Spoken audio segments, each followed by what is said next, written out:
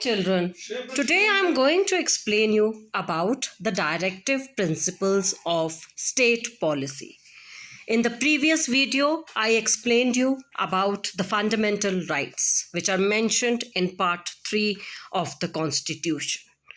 These directive principles of state policy are the guidelines and the instructions given to the state and the central government on how to frame their policies. That is very important. India is a welfare state, and a welfare state has to perform lot of functions of welfare. So it is very important for a country like India to follow these guidelines. So the directive principles of state policy together constitute a manifesto for securing and strengthening the socio-economic foundation of Indian democracy. In this video, I am going to explain you about the directive principles of state policy, their definition, and also the difference between fundamental rights and directive principles and the classification of the directive principles of state policy under different articles. Now, let me tell you children, see, there are 3 organs of the government: executive, legislature, and judiciary. Legislature means it's a law-making body. Executive, which implements the laws. Judiciary is adjudication, protecting the laws. So whatever laws are passed by the parliament or they are executed, implemented by the executives, they keep in mind these directions while framing their policies, because it wants to make socio-economic development in the country, so that responsibility of executive and legislature is checked when they keep these guidelines in their minds. See, Constitution is the supreme law of the land. It is the fundamental law of the land. So at present, I told you before also, there are 448 articles in the Constitution and 25 parts with 12 schedules.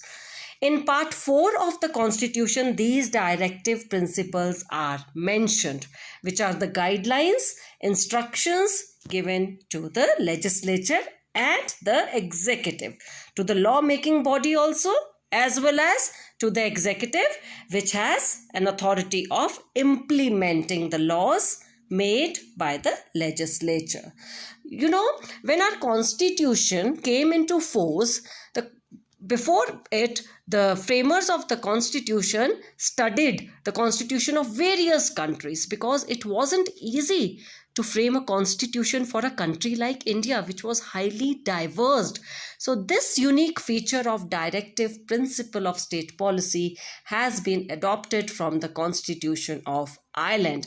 As I told you that fundamental rights, this feature has been adopted from the Constitution of USA.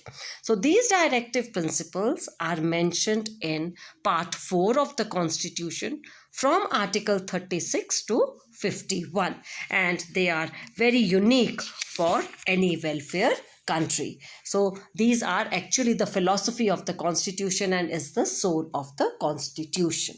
Then one important thing about directive principle, that unlike fundamental rights, directive principles are non-justiciable, non-enforceable. That means there is no legal sanction, no legal force behind the directive principle. It depends upon the state and the central government whether they enforce them or not. Then also they promote the concept of a welfare state, that is to look towards the socio-economic and political welfare of the people of India. Now children, I'll tell you the difference between the fundamental rights and the directive principles. It is very, very important and frequently asked. See, fundamental rights are mentioned in part 3 of the Constitution, whereas the directive principles are mentioned in part 4 of the Constitution. Fundamental rights are enforceable, justiciable in the courts of law. That means if anybody tries to violate our fundamental rights, we can go to court of law and seek justice. Whereas there is no legal force, no legal sanction behind the fundamental rights. So this is the major difference. Then, fundamental rights, they tell the government for not doing certain things, which is in contrary to the rights of the people. So, but directive principles are positive in nature. Why? Because these directive principles gives instruction to the government to do certain things in favor of the citizens. Then fundamental rights aims at bringing about political democracy. That means your political rights, right to give vote and right to get elected. Whereas these directive principles of state policy aim at socio-economic development or democracy in the country. Social means that no discrimination should be made on the grounds of caste, color, creed, religion, sex, place of birth. Economic means equal opportunities should be provided to all so that each person of country is able to fulfill their basic needs. So these are the differences between the fundamental rights and the directive principles. Now I will come to the classification of directive principles. See, they have been classified into these categories. They are the socialist principles, Gandhian principles, and the liberal principles. Socialistic directive principles are also known as socio-economic directive principles, which are mentioned in Article 38, 39, 41, 42 and 43. So first I will explain you the first category of the directive principle, that is socialistic or the socio-economic principle. Under this category, the state shall try to secure the welfare of the people by securing a social order characterized by justice, all three justice, social, economic and political justice. State shall provide adequate means of livelihood to all citizens, men as well as women. Then they also aim at equal pay for equal work. No discrimination should be made on the grounds of gender. Gender equality has to be there. Then to protect the health and strength of the workers, men and women, to protect the children from entering avocations which are unsuited to their age or strength.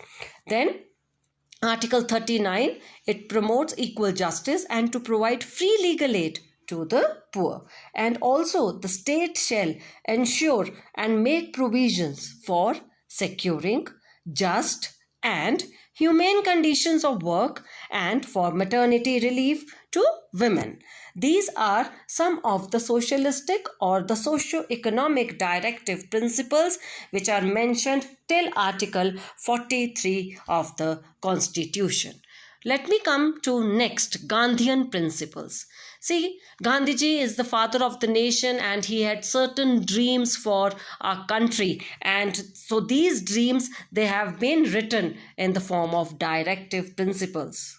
Gandhiji always wanted the upliftment of the village sector, rural area, rural development. So to fulfill his dreams, his aspirations, these principles have been mentioned under the Gandhian principles. Under this category, to organize village panchayats and endow them with adequate powers and authority. It is the lowest unit, smallest unit of administration. So autonomy should be given and also village panchayats should be organized. To promote cottage industries, also the handicraft industries, cooperative bases in rural areas.